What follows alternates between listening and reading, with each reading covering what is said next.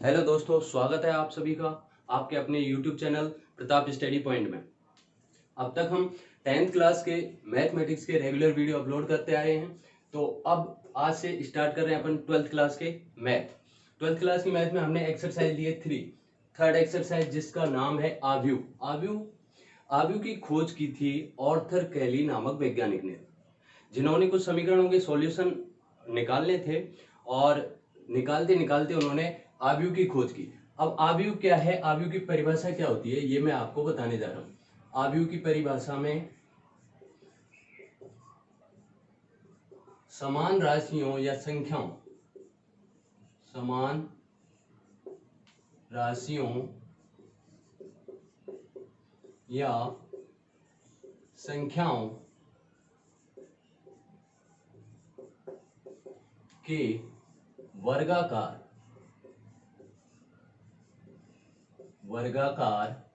या आयताकार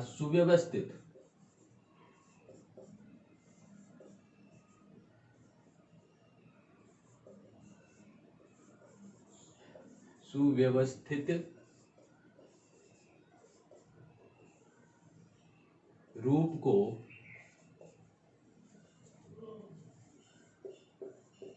आव्यूह कहते हैं।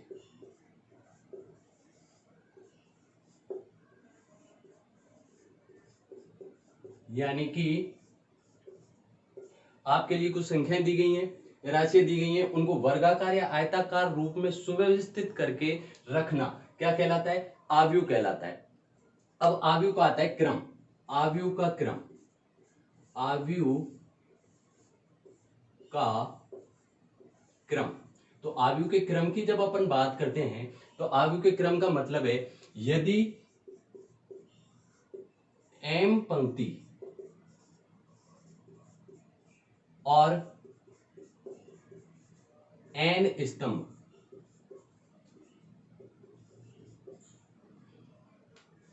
का कोई आव्यूह है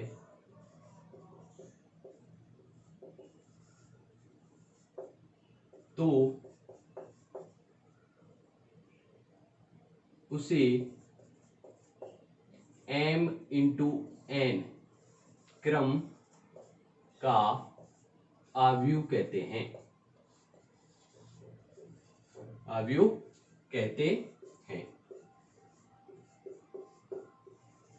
यदि कोई m पंक्ति और n स्तंभ का आव्यूह है तो उसे m इंटू n क्रम का आव्यूह कहते हैं। अब देखिए m पंक्ति और n स्तंभ से क्या मेरा मतलब है, तो पंक्ति और स्तंभ का तो मतलब जानते ही होंगे, यानी कि सीधी रेखा में जो चले वो होती है पंक्ति, और स्तंभ का मतलब होता है जिस पर कोई चीज टिकी होती है, यानी कि पिलर। ठीक है, तो इसके बारे में आपको जानकारी है। अब देखते हैं m इंटू एन क्रम के आव्यूह का क्या मतलब है। m इंटू एन क्रम के आव्यूह का मतलब है जैसे कि a11 a12 dot dot dot dot a1n, और इधर ये चले am1, यहां आ जाएगा आपके amn, यानी कि ये पहली पंक्ति और ये m पंक्ति, यानी कि टोटल कितनी पंक्तियां हमारे पास m। तो ये पहली पंक्ति हो गई लाइन और ये m पंक्ति। इसी प्रकार ये पहला स्तंभ है, ये पहला स्तंभ है, और डॉट डॉट करके ये कौन सा स्तंभ है, nवा स्तंभ है। तो ये आव्यूह का हो गया क्रम, यानी कि m पंक्ति और n स्तंभ का जो आव्यूह है उसे m इंटू n क्रम का आव्यूह कहते हैं। हाँ तो दोस्तों, अब हम बात करते हैं आव्यूह के प्रकार की। आव्यूह के प्रकार क्या होते हैं, तो सबसे पहला आव्यूह का प्रकार है पंक्ति आव्यूह। पंक्ति आव्यूह, पंक्ति आव्यूह क्या होता है देखते हैं। पंक्ति आव्यूह का मतलब है एक ऐसा आव्यूह जिसमें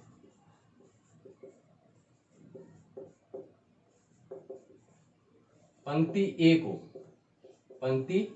एक एवं स्तंभ निश्चित नहीं, स्तंभ निश्चित नहीं। स्तंभ निश्चित नहीं का मतलब ये है 2 भी हो सकते हैं, 4 भी हो सकते हैं,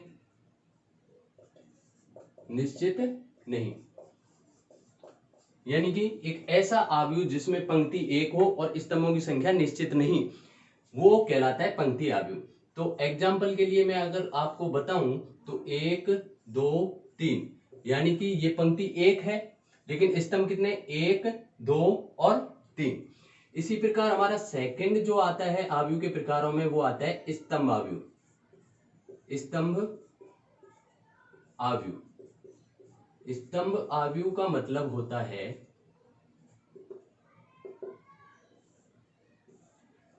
ऐसा आव्यूह, एक ऐसा आव्यूह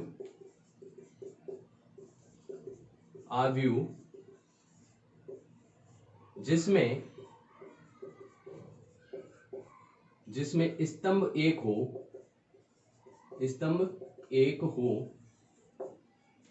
एवं स्तंभ एक हो एवं पंक्ति निश्चित नहीं, पंक्ति निश्चित नहीं, निश्चित नहीं।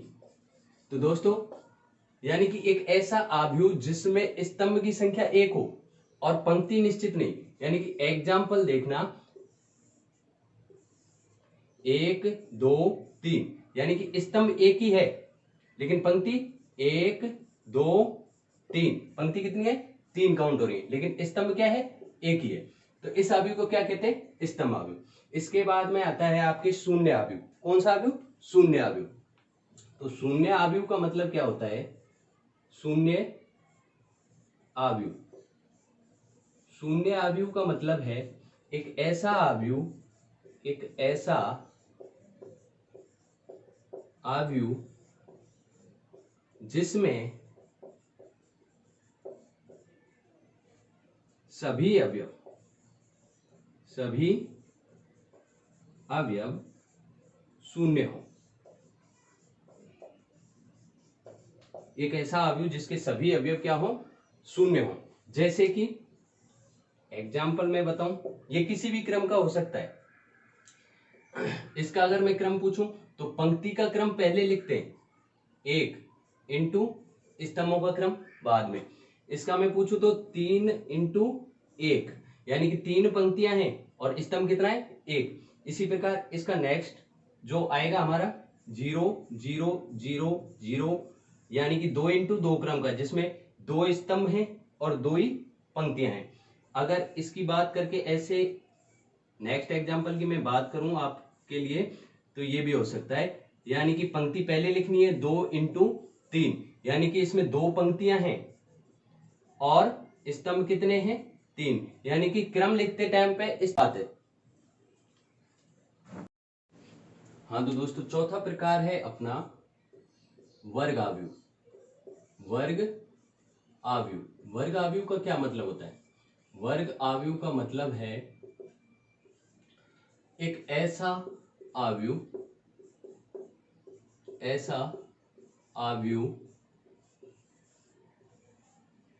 जिसमें पंक्ति व स्तंभों की संख्या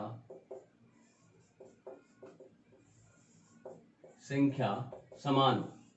एक ऐसा आव्यूह जिसमें पंक्ति व स्तंभों की संख्या समान हो। तो दोस्तों देखते हैं कैसे। एग्जाम्पल में अपन देखते हैं, यानी कि जैसे 1 2 3 4, तो इसमें पंक्ति कितनी है, 1 2, स्तंभ कितने, 1 2, यानी कि 2 इंटू 2 क्रम का। या फिर हम बात करें 1 2 3 4 5 6 7 8 9, ये कितने का हो गया, 3 इंटू 3 क्रम का वर्ग आव्यूह। इसके बाद बात आती है पांचवा जो प्रकार है अपना विकर्ण आव्यूह। विकर्ण आव्यूह, विकर्ण आव्यूह क्या होता है, विकर्ण आव्यूह एक ऐसा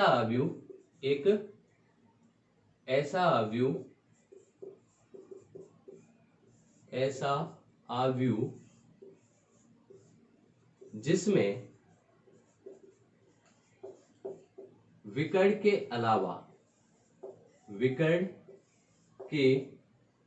अलावा शेष सभी अवयव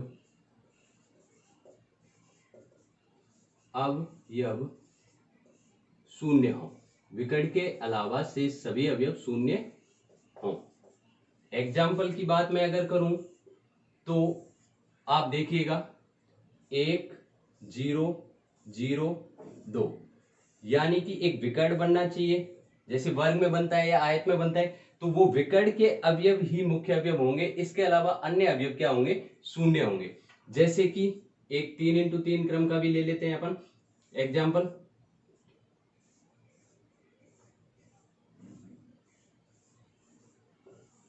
ये यानी कि विकर्ण के अवयवों के अलावा बाकी सारे अवयव क्या होंगे, शून्य होंगे। तो ये 2x2 क्रम का, ये 3x3 क्रम का अवयव हुआ। छठा अवयव है आपका अदिश अवयव। अदिश अवयव क्या होता है, एक ऐसा विकर्ण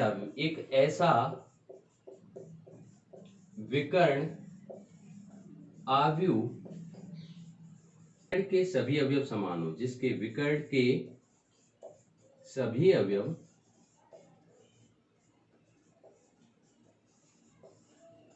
समान हो।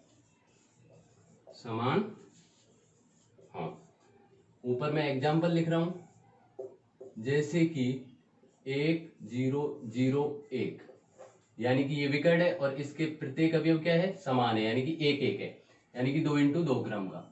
इसके बाद में अगर मैं बात करूं -3 0 0 0 -3 0 0 0 -3, यानी कि 3x3 क्रम का है, लेकिन इसके सभी अवयव, विकर्ण के सभी अवयव क्या है, समान है। ओके दोस्तों।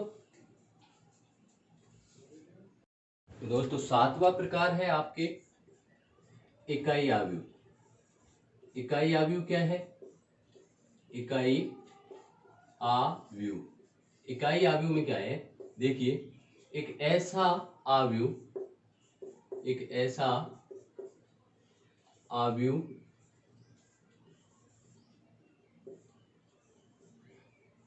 ये ऐसे लिखो, एक ऐसा अदिश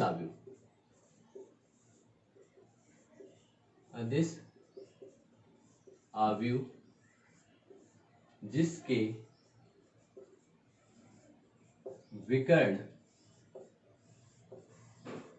के सभी अवयव इकाई हों, सभी अवयव इकाई हों। जैसे कि एग्जाम्पल के लिए मैं अगर आपको बताऊं तो 1 0 0 1, ये 2x2 क्रम का आव्यूह है हमारा। और अदिश मैंने इसलिए कहा क्योंकि हमने अभी अभी पढ़ा अदिश आव्यूह क्या होता है कि विकर्ण के अलावा अन्य अवयव क्या होते हैं, शून्य होते हैं। तो ये 2x2 क्रम का, 3x3 क्रम का देखें 1 0 0 0 1 0 0 0 1, यानी कि विकर्ण के सभी अवयव इकाई होंगे। इसके बाद में 8वां आता है आपका त्रिभुजाकार आव्यूह। त्रिभुजाकार आव्यूह में क्या होता है दोस्तों, देखेंगे एक ऐसा आव्यूह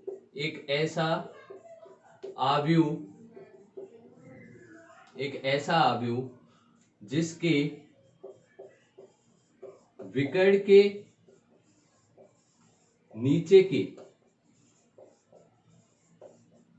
नीचे के सभी अवयव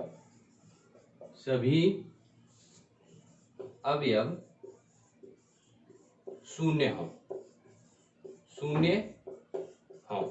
एग्जाम्पल के लिए अगर मैं बताऊं आपके लिए, तो जैसे कि 1 2 3 0 4 5 0 0 6, ये 3x3 क्रम का है, ये वर्गाकार होना चाहिए, यानी कि स्तंभ और पंक्तियों की संख्या समान होनी चाहिए। अब देखो इसमें त्रिभुज बनता है,